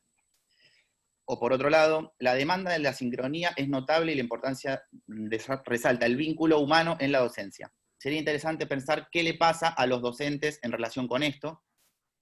Y por último, y acá me perdí el nombre, no sé quién lo preguntó, la virtualidad ha instalado una nueva situación a los docentes también. Por ello, bueno, mira, viene en esta misma línea, nos pregunta cómo los docentes definen también en esta instancia. Bueno, respecto al impacto, digamos, que tienen estos talleres y esta forma de trabajar en el sostenimiento, ¿no?, de la trayectoria de los y las estudiantes, la verdad que, como decíamos, es un taller súper reciente, o sea, este es el 2.º año recién que lo estamos haciendo, así que no tenemos resultados claros, así como para decir una estadística o algo así, pero bueno, en general la universidad sí suele estudiar ese tipo de cosas, así que esperamos que en un futuro no tan lejano por ahí sí podamos hacer alguna afirmación. Por ahora lo que tenemos es la devolución de los estudiantes de forma inmediata, que en general reciben muy bien estos talleres y suelen hacer este tipo de aclaraciones de que creen que es una instancia importante, que les aporta, etcétera, ¿no? Pero bueno, todavía a largo plazo está por verse. Respecto de qué pasa con los docentes, digamos, y esto de la sincronía y la sincronía, queremos aclarar que no lo pudimos decir porque íbamos muy rápido, pero la verdad es que hubo un montón de instancias de discusión de esto entre el equipo docente antes de tomar la decisión sobre cómo dar las clases. Primero desde las autoridades de la universidad que nos preguntan qué materias se pueden virtualizar y cuáles no cuando recién empieza la pandemia, hasta que bueno, cuando se extiende demasiado la cuarentena nos dicen, mire, va a haber que virtualizarla, a pesar de que nosotros originalmente habíamos pensado en no hacerlo. Y ahí se nos dio casi un mes para que todo el equipo docente decidiera de qué manera quería pasar a la virtualidad, por eso se hizo más corto, se transformó en bimestral. Y no solo eso, sino que cuando terminó esa primera experiencia en donde habíamos decidido entre todos y todas hacerlo asincrónica, volvimos a reunirnos y dijimos, bueno, no, en el próximo trimestre nos gustaría tener estas otras experiencias. Y bueno, Guadalupe es la que está trabajando más intensamente este trimestre, así que ahora le doy la palabra a ella, si puede comentar un poco esa experiencia desde la docencia, ¿no? Como decía Jessica, sí, creo que las preguntas iban muy en el tono de que nosotras planteamos mucho el lado de los estudiantes, o las estudiantes, qué pasaba con nosotros de este lado. Creo que la virtualidad, esta virtualidad como la que tenemos nosotros ahora, implica cambios que quizás no son tan graves, porque podemos sostener una presentación oral, podemos sostener un dictado o una clase más o menos teórica de manera similar a lo que haríamos en el aula, pero no deja de ser que el aula ahora es nuestra casa. Los estudiantes, las estudiantes ven nuestra casa. Ven si pasan las mascotas, escuchan si hay mascotas, escuchan si hay niños, si hay bebés. Pasa que pasan familiares, por atrás, por adelante, que uno tiene que hacer un gesto para que hagan silencio, digo. La virtualidad llevó a que la clase sea en casa. Y eso implica un montón de cosas que, como decía Jessica, en un momento nos preguntábamos qué opción teníamos. O sea, a ver, ¿qué opciones tenemos? Tenemos la opción del Moodle, del campus de la universidad, tenemos la opción del contacto por mail, creo que en el chat nombraban redes sociales, y nosotros tomamos ciertas decisiones ante eso como equipo docente. La primera decisión que tomamos era no vamos a armar grupos de WhatsApp con estudiantes, porque sabemos que eso implica perder totalmente horarios, rutinas, fines de semana, porque la virtualidad lleva a que cada uno de nuestros estudiantes trabaje en el horario que puede. Digo, yo tengo un montón de estudiantes que me escriben los domingos a la mañana porque es el día que el resto de la familia duerme y ellos se pueden sentar más o menos en silencio y ponerse a trabajar. Estudiantes que, en el trimestre pasado, una estudiante que me aclaraba que ella me iba a mandar todos los trabajos alrededor de las 5 de la mañana porque era el viaje que tenía en el colectivo y aprovechaba el viaje en el colectivo cuando iba a trabajar. Digo, si nosotros intentamos sostener ese ritmo, como docentes es muy difícil sostener ese ritmo porque la virtualidad alteró mucho nuestros ritmos de trabajo de todos los que estamos acá. Entonces tomamos esa decisión. La otra decisión que habíamos tomado, como ya explicó Jessica, era sostener clases asincrónicas. Eso pensando sobre todo en que ya sabíamos, por datos que nos brinda la universidad, por la propia experiencia nuestra, en mi caso, por ser graduada de la universidad directamente, por formar parte de ese grupo de estudiantes de primera generación de Universidad del Conurbano, que la conectividad es muy difícil. No solo en el acceso a Internet, en la disponibilidad de dispositivos, y en las condiciones materiales de trabajo para sentarnos a estudiar. Entonces pensábamos que los encuentros asincrónicos podían alivianar algunas de esas trabas que los estudiantes iban a tener que sortear como si fuera una carrera de obstáculos. Cuando los estudiantes nos demandan de manera tan clara, tan explícita y tan abrumadora que necesitan encuentros sincrónicos y nos empiezan a nombrar plataformas conocidas, necesitamos un Zoom, queremos que hagan un Meet. ¿Por qué? Porque en otras materias los estaban usando, o porque ven que sus hijos lo usan en la escuela, o porque escuchan en la tele que se están usando esas herramientas. Ahí lo que tomamos como decisión fue que no fueran obligatorias. Entonces nosotros ahora lo que estamos sosteniendo son, las clases obligatorias son por el Moodle, de manera asincrónica. Ofrecemos encuentros semanales de consulta en el horario que hubiese sido nuestra cursada, pero de manera no obligatoria. Se conectan quienes quieren, quienes pueden y quienes ese día tienen la disponibilidad de hacerlo, no solo por el acceso, sino por las ganas también de dejarnos entrar a sus casas. Yo me la paso con Meets con alumnos con bebés a UPA. Alumnos y alumnas con bebés a UPA. El otro día una alumna, ella sentada y al lado el nene haciendo la tarea. Y había que hacer la tarea y había que acompañar ese momento. Entonces digo, esos encuentros sincrónicos nos cambian la rutina a todos. a nuestros estudiantes y a nosotros también. Pero se vuelven necesarios, que creo que un poco surgió eso en el chat. Tomamos esa decisión, no son obligatorios, no son semanales, son cada 15 días, los hacemos un poquito más espaciados, y son un acompañamiento al trabajo en el Moodle. No lo reemplazan, le suman una herramienta más a las clases que armamos, como les mostró Jessica, con videos, hojas de ruta, actividades, PDFs, a través del campus virtual. No sé si con eso... Perfecto, muchísimas gracias, Guadalupe. Me interesa la reflexión y volvemos a lo mismo de cómo para analizar una decisión no podemos tomar solo una mirada. Yo soy psicólogo, trabajo con niños y con adolescentes, y a priori uno podría decir que el establecimiento de rutinas y de mantener la cercanía sería lo ideal, pero también tenemos que ver cómo pueden acceder a los materiales, cómo pueden acceder a los tiempos, cómo se maneja esa casa. Por lo tanto, es muy difícil tomar decisiones que sean tan globales y tan conjuntas en tiempos de tanta incertidumbre. Así que me parece que también estos espacios están buenos en relación a eso y cómo lo vamos a encarar de acá en adelante. Y aparte, como decía Jessica, o sea, no es solo pasar a la virtualidad, es pasar a la virtualidad en pandemia, con alumnos o alumnas estudiantes que tienen familiares pasando problemas de salud, ellos mismos pasando problemas de salud, inestabilidad laboral, preocupaciones económicas, digo, se ha alterado toda la esfera de nuestra vida cotidiana, no solo el estudio. Entonces, es un paso a la virtualidad encima en un contexto muy particular y muy histórico, para el que no estábamos preparados, ninguno de nosotros. Gracias, Guadalupe. Ahí esta pregunta igual me parece que es bastante amplia. Si alguien quiere responder en relación al uso de la virtualidad y demás, le abro el espacio a Gabriela, Hernán, Nélida, Yael. Ay, sí, yo justo Bueno, Justo no te nombré, perdón. El problema de esto es que nos pisamos, Nelia, por favor. No, yo quería comentar un poco que sí, esos problemas que están hablando, pues se presentaron también en las clases de español, porque yo doy en varias organizaciones y realmente fue muy difícil encontrar una forma, ¿no? Primero empezamos por WhatsApp, o sea, como vamos a vernos a cierta hora por WhatsApp y con audios. Después, igual algunos empezaron a pedir el Zoom cuando empezaron a utilizarlo y se pasó a Zoom. Pero pues era muy complicado porque la cuestión de la alfabetización, por ejemplo, pues no hemos encontrado la forma de hacerlo a través de Zoom, está muy difícil. Así que bueno, son clases particularmente orales, donde no se puede practicar la escritura, que es algo que a ellos les interesa mucho.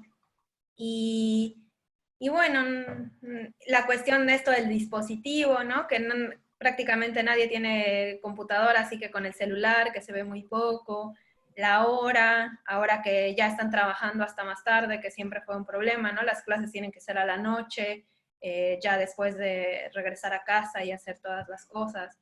Así que es un gran desafío, no sé qué va a pasar con esas clases, porque cuándo se va a poder regresar, y bueno, es un problema, ¿no?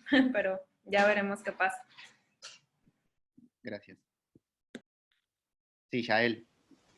Sí, yo justo estaba escribiendo que, bueno, yo soy docente de la UBA y de la Universidad de Belgrano, pero específicamente en la UBA teníamos esta dificultad que comentaban exactamente las compañeras, donde vemos que muchas personas se les dificulta poder conectarse en una clase en vivo, no solamente por la situación de la rutina y de la cotidianidad, sino también por los recursos, ¿no? Es decir, no todo el mundo tiene Wi-Fi, consume muchos datos, y entonces nos pasaba este mismo debate, sobre todo después de haber hecho la experiencia el primer cuatrimestre, entre armar una cursada sincrónica o asincrónica, ¿no? Entonces decidimos armar en algunas materias cursadas completamente asincrónicas con posibilidades de sincronía, porque había alumnos que pedían en Zoom, pero lo que nosotros nos damos cuenta de las diferentes materias es que más o menos las personas que se conectan están en un 40%, no sé si a ustedes les pasa lo mismo, es decir, piden mucho el Zoom, pero son siempre los que piden el grupo que se puede conectar y son más o menos el 40%.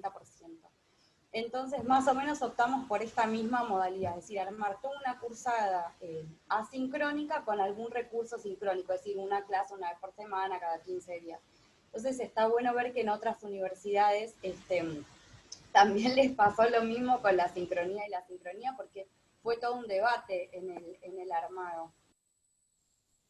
Eso que decía Yael de los datos es clave, por ejemplo. En la universidad, todos los archivos que nosotros subimos, todos esos archivos que les mostró Jessica, los videos, los PDF, las hojas de ruta, los disparadores, nosotros los subimos en el box de la universidad, que lo que permite es que los estudiantes, al revisar esos archivos, no les consuma datos, porque al ser el dominio .edu, que se logró ese acuerdo de que los dominios .edu no consumen datos, todos los materiales que nosotros subimos, además tenemos que tener el cuidado previo, digamos, la anticipación de primero cargarlos en ese sistema, y en el aula virtual solo vincular a eso. Por ejemplo, jamás vinculamos a YouTube, porque YouTube consume muchísimos datos muy rápidamente. Entonces, hay muchos cuidados que tenemos que tener, y como decían acá en el chat recién, por un lado, aceptar que estas herramientas tecnológicas se van a instalar por más tiempo, no son excepcionales solo de este año, pero también empezar a incorporar esas herramientas tecnológicas de una manera muy cuidadosa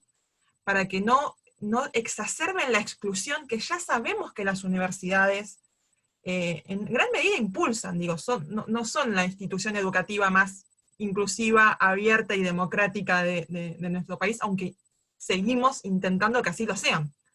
Entonces, es el redoblar el desafío y redoblar el esfuerzo para que la universidad efectivamente sea abierta, efectivamente sea pública, en el sentido de abrirlo a todos quienes desean ingresar allí.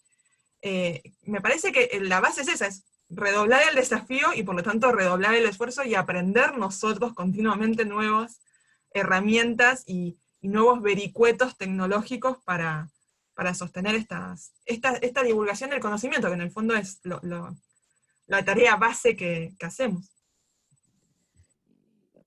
Gracias, Juan. Sí, también creo que algo importante que no mencionamos, pero también está la estamos un cuestión... poco mal, Jessica. Bueno, trato de hablar más fuerte, si se escucha mejor. No, te escuchamos muy entrecortado. Bueno, si no lo escribo en el chat. Bueno, sí, porque no te escuchamos muy bien. Ok, bueno.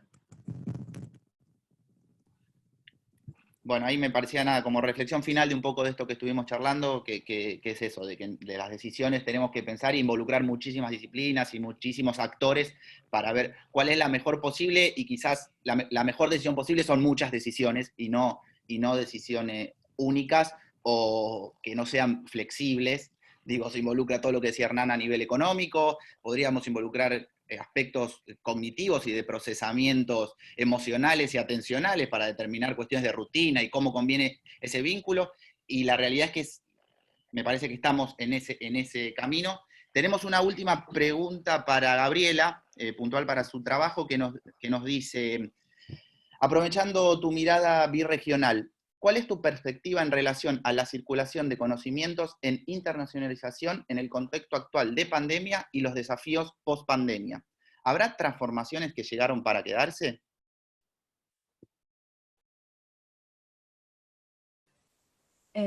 Bueno, creo que una de las transformaciones es lo que venimos hablando hasta ahora, ¿no? La virtualización de los intercambios académicos.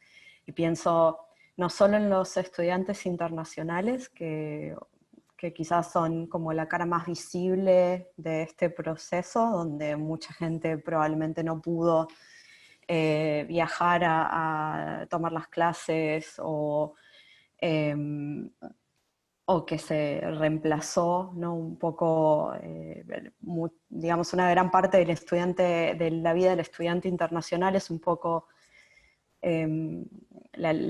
vivir, ¿no? En el otro país, y la virtualización no permite esa dimensión de la experiencia.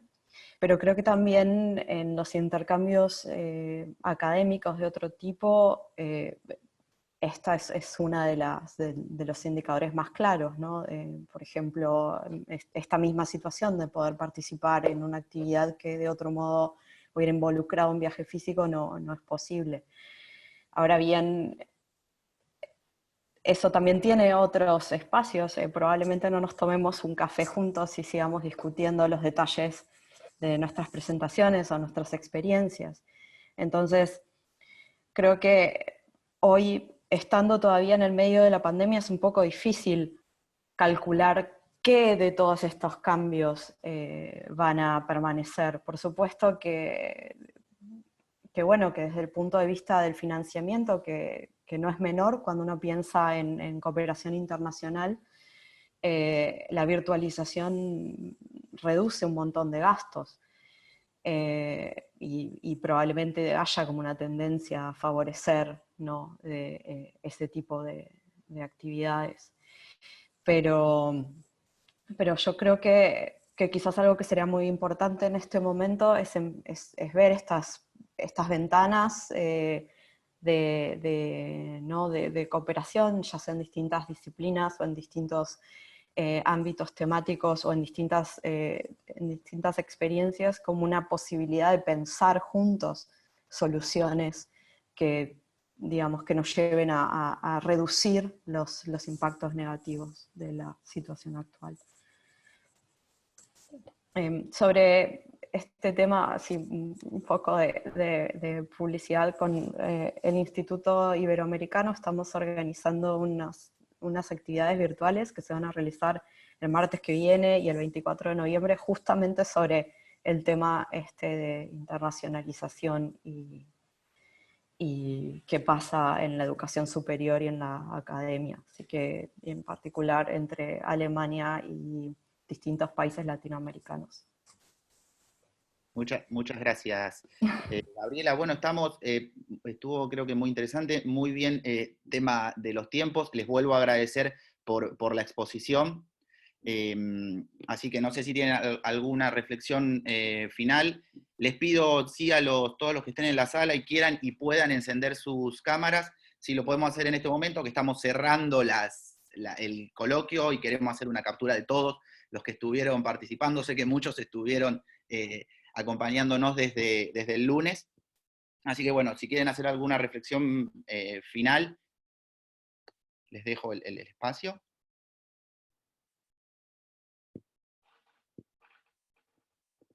Bueno, lo veo ahí a Mateo que nos está acompañando. No sé si querías hacer, Mateo, también una reflexión final en relación a todo este coloquio, que vuelvo a repetir, va a tener su mesa de cierre únicamente vía Facebook, Contacto Ciencia y Biblioteca del Congreso, así que apenas cortamos esta reunión, los esperamos a todos ahí. Agradecerte, Tomás, agradecerle a los y las expositores y expositoras. Hoy es la última mesa esta, en realidad la actividad final es ahora en unos minutos, que esperamos podamos hacer unas conclusiones generales, pero lo que más me gustaba comentar en un segundo tiene que ver con que cada una de las mesas, y en este caso se dio hoy en la que ustedes participaron, estuvo abordado de distintas disciplinas esa problemática, y de distintas instituciones y distintos territorios, como en el caso de Gabriela, o en el caso también de Nélida, que más allá que hablaba sobre la cuestión desde Buenos Aires, lo hablaba también con ojos de mexicana, de intelectual y académica mexicana. Entonces esa, digamos, interdisciplina, esa interinstitucionalidad, pero también en esos ojos diversos, permitieron abordar de manera diversa una problemática que es la que centralmente organiza este coloquio, que es la responsabilidad académica, científica y sistémica en relación a la cuestión social de las asimetrías, de las desigualdades. Así que solo quería recalcar que la mesa 6, esta mesa final, esta última mesa, no hizo más que aportar con calidad, entusiasmo y compromiso a este debate, a esta reflexión sobre las asimetrías del conocimiento, y por eso agradecerles e invitar a la mesa final, en donde entre todos vamos a tratar de, primero, dar cuenta de un tipo de asimetría que vamos a tratar, que es la asimetría territorial en este último conversatorio, y luego entre todos hacer un abordaje general. Así que muchas gracias por este nuevo aporte a la reflexión sobre las asimetrías del conocimiento. Bueno, muchas gracias, Mateo. Lucía, no sé si querías hacer alguna reflexión final también. También lo mismo, celebro enormemente esta mesa, fueron trabajos muy bien desarrollados, muy bien comunicados sobre todo. Creo que había una diversidad de tópicos y temáticas que se iban a trabajar y se encontró claramente los espacios de vinculación y de conexión para generar este diálogo final. Y nuevamente les agradezco porque es un muy buen paso para estos temas que vamos a discutir ahora en esta mesa de cierre. Así que los y las saludo, les agradezco muchísimo a todas, a todos los que estamos acá, y Tomás, muchas gracias por esta moderación tan linda y tan buena que hiciste.